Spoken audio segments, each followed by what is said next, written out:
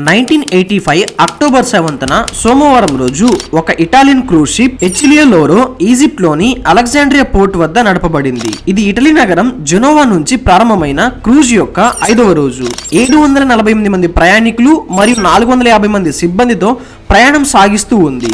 Alexandria port లో 651 మంది ప్రయాణికులు బస్సులో పిరమిడ్స్ ని సందర్శించడానికి దిగి వెళ్లారు. వారి ప్రయాణం తర్వాత షిప్ కెప్టెన్ అలెగ్జాండ్రియా పోర్ట్ ని విడిచిపెట్టి ఈజిప్ట్ లోని సైద్ పోర్ట్ వైపు మిగిలిన 97 మంది ప్రయాణికులతో ప్రయాణం కొనసాగించాడు. 14 గంటల తర్వాత కైరో నుంచి తిరిగి వస్తున్న పర్యాటకులు సైద్ పోర్ట్ వద్ద షిప్ ని చేరుకునేందుకు సిద్ధమయ్యారు. ఇంతవరకు అన్ని సజావుగా సాగాయి. అయితే ఆ తర్వాత పరిస్థితులు ఒక్కసారిగా గందరగోళంగా మారాయి. రాత్రి 10:30 కైరో నుంచి వచ్చిన పర్యాటకులు సైద్ పోర్ట్ కు చేరుకున్నారు. కానీ హెచ్లియో లోరో అక్కడ కనిపించలేదు. మొదట ఇది సూయజ్ కెనాల్ లో ట్రాఫిక్ కారణంగా జాప్యం అని చెప్పారు. కానీ 3 గంటలు వేచి చూసినా కానీ షిప్ ఆచూకీ దొరకలేదు. చివరికి షిప్ హైజాక్ చేయబడింది అని తెలిసింది. మిగిలిన 97 మంది ప్రయాణికులతో హైజాకర్లు కూడా ఉండగా వారు తాము తీసుకువచ్చిన ఆయుధాలను ఇంధనం ట్యాంక్ లో దాచిపెట్టినట్లు అనుమానించారు. ఆయుధాల వల్ల వచ్చిన దుర్వాసన వారి గదుల్లో వ్యాపించింది. అలెగ్జాండ్రియా పోర్ట్ ని విడిచిన కొద్ది సమయం తర్వాత వారు హెయిర్ డ్రైయర్లతో ఆయుధాల్ని ఎండబెట్టడం ప్రారంభించారు. ఆ సమయంలో ఒక వెయిటర్ ఫలం అందించడానికి వారి గదిలోకి వెళ్ళినప్పుడు ఆ పరిస్థితిని చూశాడు. తక్షణమే హైజాకర్లు డైనింగ్ హాల్ కు వెళ్లి ప్రయాణికుల్ని బందీలుగా పట్టుకున్నారు. ఎవరు వారు? వారి యొక్క ఉద్దేశం ఏమిటి? ఈ ప్రశ్నలకు సమాధానం లభించలేదు. ఒక ఎయిర్ హోస్టెస్ ఎవరు అని ప్రశ్న అడిగినప్పుడు ఒక హైజాకర్ తాము నార్వేజియన్ జాతీయులు అని చెప్పాడు. ఇంతలో హైజాకర్లు రేడియో గదికి చేరుకునే ముందే ఒక ఆపరేటర్ SOS సందేశాన్ని ప్రసారం చేశాడు. ఈ సందేశం స్వీడన్ లోని రేడియో స్టేషన్ కి అందుకుంది. హైజాకర్లు దీన్ని గమనించలేదు. రేడియో గదిని హైజాకర్లు తమ కంట్రోల్లోకి తీసుకున్న తర్వాత షిప్ కమ్యూనికేషన్ సిస్టమ్ ని నిలిపివేశారు. తర్వాత లౌడ్ స్పీకర్ ద్వారా షిప్ యొక్క కెప్టెన్ ని ముందు బ్రిడ్జ్ వద్దకు రావాలి అని ఆదేశించారు. కెప్టెన్ అక్కడికి చేరుకున్నప్పుడు ఆయుధాలు చూపిస్తూ కెప్టెన్ పై ఒత్తిడిని తీసుకువచ్చారు. హైజాకర్లు కెప్టెన్ ను సిరియా పోర్ట్ టర్టస్ వైపు 500 కిలోమీటర్ల దూరం ప్రయాణం చేయమని ఆదేశించారు. అప్పటికే హైజాకర్లు నార్వేజియన్ సిటిజన్స్ అని అబద్ధం చెప్పారు అని కెప్టెన్ గ్రహించాడు. అలాగే 450 మంది సిబ్బందిని వారి యొక్క విధులను సాధారణంగా కొనసాగించమని చెప్పాలని, కానీ బందీల దగ్గరకు రావద్దని హైజాకర్లు హెచ్చరించారు. పగటి సమయానికి హైజాకర్లు గన్ బెదిరింపులతో కెప్టెన్ ని వారి యొక్క సందేశాలని ఆదేశించమని చెప్పినప్పుడు అతనికి ఎలాంటి ఆప్షన్ దొరకలేదు. హెచ్లియో లోరో ఈజిప్ట్ పోర్ట్ సైద్ కి పోకుండా సిరియా వైపు పయనమైంది. హోస్టేజ్ జీవులు మరియు క్రూజ్ సభ్యులు ఏమి జరగబోతుందో అనేది అర్థం చేసుకోలేకపోయారు. అక్టోబర్ 7వ తేదీ సాయంత్రం అన్ని హోస్ట్ జీలను పతిష్టంగా నేలపై పడుకోమని ఆదేశించారు. ఇది ఇలా ఉండగా స్వీడన్ లోని రేడియో స్టేషన్ కు వచ్చిన SOS సందేశం ప్రపంచవ్యాప్తంగా సంచలనం సృష్టించింది.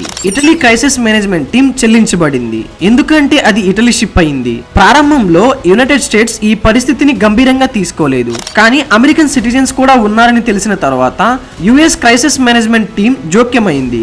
వారు దీన్ని ఉగ్రవాద దాడిగా భావించింది. ఉగ్రవాదులతో చర్చించకుండా వ్యవహరించాల్సిన విధానాన్ని అనుసరించారు. ఈ హైజాకింగ్ 3 దేశాలను ప్రభావితం చేసింది. ప్రయాణికులు US నుండి ఉన్నారని షిప్ ఇటలీది మరియు ఈ ఘటన ఈజిప్ట్ భూభాగంలో జరిగింది. ఏ దేశం చర్య తీసుకోవాలి అనే విషయంపై వాదన ప్రారంభమైంది. యునైటెడ్ స్టేట్స్ అనుకున్నది. ఎందుకు అంటే అది ఇటలీ షిప్ కావడం, మొదట ఈ చర్య ఇటలీ నుంచి వస్తే మంచిది అని. ఇటలీ ప్రభుత్వం ఈ హైజాకింగ్ ను చర్చల ద్వారా పరీక్షించడానికి కోరింది. శక్తిని ఉపయోగించకుండా మెడిటేరియన్ దేశాల్లోని దాని ప్రతిష్టకు నష్టం కలగకుండా. అయితే యునైటెడ్ స్టేట్స్ హైజాకర్లపై కఠినమైన చర్య తీసుకోవాలి అనుకుంటూ మిగతా మెడిటేరియన్ దేశాలకు హెచ్లియో లోరో పోర్ట్ డాకింగ్ కి అనుమతి ఇవ్వకూడదని హెచ్చరికలు ఇచ్చింది. అక్టోబర్ 8వ తేదీ ఉదయానికి హెచ్లియో లోరో సిరియా దగ్గరకు చేరుకుంది. కెప్టెన్ డాకింగ్ అనుమతి కోరాడు. అయితే యునైటెడ్ స్టేట్స్ హెచ్చరికల కారణంగా సిరియా అధికారులు స్పందించలేదు. ఇప్పుడు హైజాకర్లు ప్రయాణికుల్ని వారి యొక్క జాతి ఆధారంగా వేరు చేసుకున్నారు. ముఖ్యంగా అమెరికన్లను మరియు జూస్లను వెతుకుతున్నట్లు కనిపించారు. వారు మొత్తం 20 ప్రయాణికులను వేరు చేశారు. అందులో ఒక వృద్ధ దంపతులు కూడా ఉన్నారు. వారు మరిలిన్ క్లింగ్వాఫర్, మరియు ఆమె 69 సంవత్సరాల వయసు కలిగి వీల్ చైర్ లో ఉండే భర్త లియాన్ ను పైడెక్కు వెళ్ళమని చెప్పారు. అయితే లియాన్ తన యొక్క పరిస్థితి కారణంగా కదలలేకపోయారు. మర్లిన్ ప్రతిఘటించంగా హైజాకర్లు ఆమెను గన్ పాయింట్ లో నిశ్శబ్దించారు. లియాన్ క్లింగ్వాఫర్ కోపంతో హైజాకర్లను శపించారు. అచిల్లే లౌరో సిరియాలోనికి ప్రవేశించడానికి అనుమతి పొందకపోవడంతో హైజాకర్లు చివరికి వారి డిమాండ్లు రేడియో ద్వారా సిరియా అధికారులకు తెలిపారు. హైజాకర్ల నాయకుడు యూసఫ్ మజిద్ మాలిక్ వారు పాలెస్టైన్ విమోచన ఫ్రంట్ తో అనుసంధానం కలిగి ఉన్నారని ప్రకటించారు మరియు ఇజ్రాయెల్ 50 మంది తమ స్నేహితులను విడుదల చేయాలని డిమాండ్ చేశారు. ఈ సమయంలో హైజాకర్లు నార్వేజియన్ లో ఉన్నట్లు చెబుతూ వారు వాస్తవంలో పాలెస్టైన్ వారిని స్పష్టమైంది. ఇప్పుడు సిరియా, ఇజ్రాయిల్ మరియు పాలెస్టైన్ ఈ పరిస్థితికి నేరుగా స్పందించాయి. హైజాకర్లు ఇచ్చిన గడువు సమీపిస్తుంది, కానీ వారి డిమాండ్లు అమలు కాలేకపోయాయి మరియు ఎటువంటి చర్చా బృందం కూడా హజాకు చేరుకోలేదు. మధ్యాహ్నం 3 గంటలకు హైజాకర్లు పోర్ట్ అధికారులకు ఒక సందేశం పంపించినప్పుడు వారు ఒక అమెరికన్ ప్రయాణికుని చంపినట్లు, మరొకరిని చంపుతామని భయపెడుతున్నారు. అయితే పోర్ట్ అధికారులు వారి యొక్క సందేశాన్ని పట్టించుకోకుండా వారిని వెళ్లిపోతారని చెప్పారు. వారి డిమాండ్లు నెరవేర్చబడవని తెలుసుకున్న హైజాకర్లు కెప్టెన్ ను సైప్రస్ వైపు వెళ్లమని ఆదేశించారు. ఈ సమయంలో అమెరికన్ ఇంటెలిజెన్స్ నెట్వర్క్ లో ఒక అమెరికన్ ప్రయాణికుడు చనిపోయాడు అనే రూమర్లు ప్రచారంలోకి వచ్చాయి, కానీ దీనికి ఎటువంటి నిర్ధారణ కాలేదు. ఇటలీ పాలెస్టైన్ అధ్యక్షుడు అయిన యాసర్ అరాఫత్ ను నేరుగా సందర్శించింది. అరాఫత్ హైజాకింగ్ కు సంబంధం లేకపోయిందని ప్రకటించి పాలెస్టైన్ విమోచన ఫ్రంట్ నేత అబు అబాస్ ను ఈ సంఘటనను పరీక్షించడానికి ఎజిస్ట్ కు పంపాడు.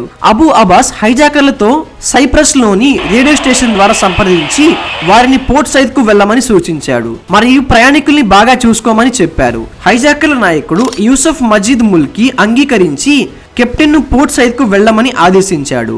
ఈజిప్ట్ కి చేరుకున్నప్పుడు అబు అబాస్ కెప్టెన్ కు క్షమాపణ చెప్పి హైజాకర్లతో గోప్యంగా మాట్లాడారు. ఇటలీ మరియు ఈజిప్ట్ ఈ వ్యవహారాన్ని ఇజ్రాయెల్ మరియు పాలెస్టైన్ జోక్యం లేకుండా పరీక్షించాలనుకున్నారు, ఎందుకంటే ఎవరో మరొక దేశం సంబంధించి ఇబ్బంది పడాలి అనుకోలేదు. అయితే యునైటెడ్ స్టేట్స్ ఈ పరిస్థితిని ఉగ్రవాదులుగా భావించి వారితో చర్చలు జరపకుండా ఉండాలని పట్టుబడింది. యుఎస్ నిరసనలతో కూడినప్పటికీ చర్చలు ప్రారంభమయ్యాయి. ఇటలీ మరియు ఈజిప్ట్ హైజాకర్లను పిఎల్ఎఫ్ కి అప్పగించి వారు అచిల్లే లౌరోని హైజాక్ చేసినందుకు శిక్షించడంపై నిర్ణయం తీసుకున్నారు.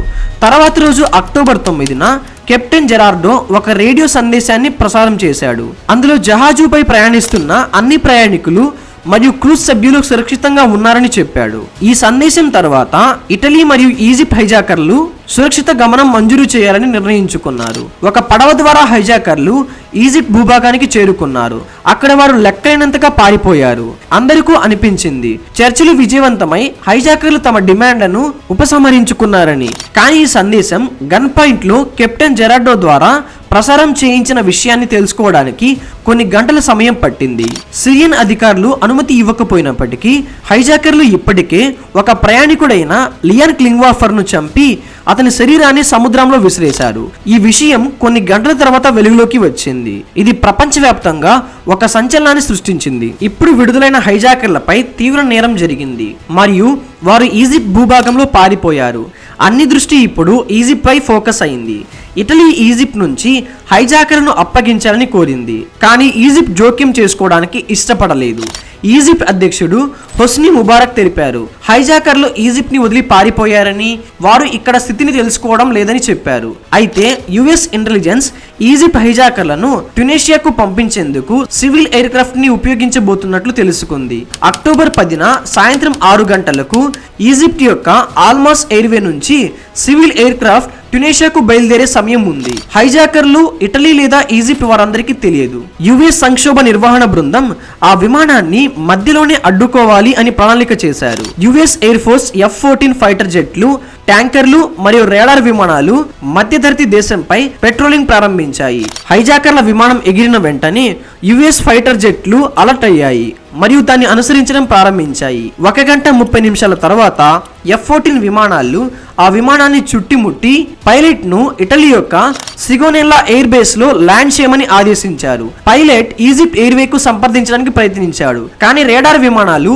ఇప్పటికే రేడియో సంకేతాలను జామ్ చేశాయి కాబట్టి ఎటువంటి సంప్రదింపులు జరగలేదు. అక్టోబర్ 11 అర్ధరాత్రి 12 గంటల 10 నిమిషాలకు విమానం సిగోనెల్లా ఎయిర్ బేస్ లో ల్యాండ్ అయింది. ఈ ఆపరేషన్ గురించి ఎవరు తెలియకపోయే వరకు విమానం సిగోనియా ఎయిర్ బేస్ లో ల్యాండ్ అయింది.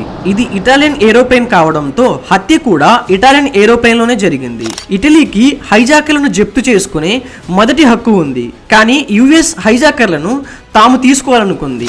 విమానం 80 యుఎస్ కమాండోలు మరియు 300 ఇటలీ కమాండోలతో చుట్టుముట్టబడింది. ఇటలీ మరియు యుఎస్ మధ్య వివిధ గంటల పాటు కూట నిర్ణయ సమావేశాలు జరిగాయి. చివరికి వాషింగ్టన్ నుంచి వచ్చిన కాల్ యుఎస్ సైనికులను పక్కన పెట్టమని ఆదేశించింది. ఇటలీ మరియు యుఎస్ మధ్య ఒక అంగీకారం జరిగింది.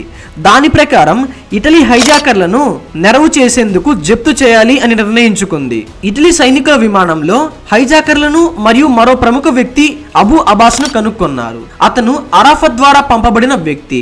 అబూ అబాస్ విమానంలో ఉన్నంత మేర అతను మొత్తం హైజాకింగ్ ను ప్రణాళిక చేసినట్టు సూచిస్తుంది. కానీ అరాఫత్ యొక్క సంబంధాన్ని నిర్ధారించడానికి ఎలాంటి సాక్ష్యాలు లేకపోవడంతో ఇటలీ అతన్ని విడుదల చేసింది. అయితే 4 హైజాకర్లను న్యాయపరంగా శిక్షించారు. లియాన్ క్లింగ్వాఫర్ ను చంపిన హైజాకర్ ను 30 సంవత్సరాల పాటు జైలు దండన విధించారు. మిగిలిన 3 15 నుంచి 25 సంవత్సరాల మధ్య శిక్షలు పొందారు. పూర్తిగా హైజాకర్లు ఏరోప్లేన్ ని హైజాక్ చేయాలి అనుకోలేదు, కానీ ఇది ఇటలీపై ఇటీవలే జరిగిన ఇజ్రాయెల్ చర్యల వల్ల ఒక దాడి కోసం ప్రణాళిక చేశారు. లియాన్ క్లింగ్వాఫర్ శరీరాన్ని 5 రోజుల తర్వాత అక్టోబర్ 13వ తారీఖున సిరియన్ తీరంలో గుర్తించారు మరియు అతని స్వదేశానికి పంపించారు. ఈ అంతర్జాతీయ సంక్షోభం మరియు విషాదం ఆ కాలంలో ఉన్న క్లిష్టమైన రాజకీయ ఉద్రిక్తతలను వెల్లడించింది మరియు ఉగ్రవాదం వ్యతిరేకంగా అంతర్జాతీయ సహకారపు సవాలును తెలియజేస్తుంది. ఆచిల్లే లౌరో హైజాకింగ్ ఒక ముఖ్యమైన చారిత్రక సంఘటనగా నిలిచింది. ఇది వ్యక్తులు మరియు సమూహాలు తమ రాజకీయ లక్ష్యాలను సాధించడానికి ఎన్ని దూరాలు వెళ్ళగలదో చూపిస్తుంది మరియు ఇలాంటి సంక్షోభాలు పరీక్షించడానికి ఏర్పాటు చేయబడిన డిప్లొమసీ చర్చలు మరియు సైనిక చర్యలు మార్గదర్శకంగా ఉంటాయి. సో అది ఫ్రెండ్స్, ఈ వీడియో మీకు ఇంట్రెస్టింగ్ గా అనిపిస్తే మన వీడియోకి ఇప్పుడే లైక్ చేసి ఇలాంటి ఇంట్రెస్టింగ్ వీడియోస్ కోసం మన ఛానల్ ను ఇప్పుడే సబ్స్క్రైబ్ చేయండి. Thank you so much.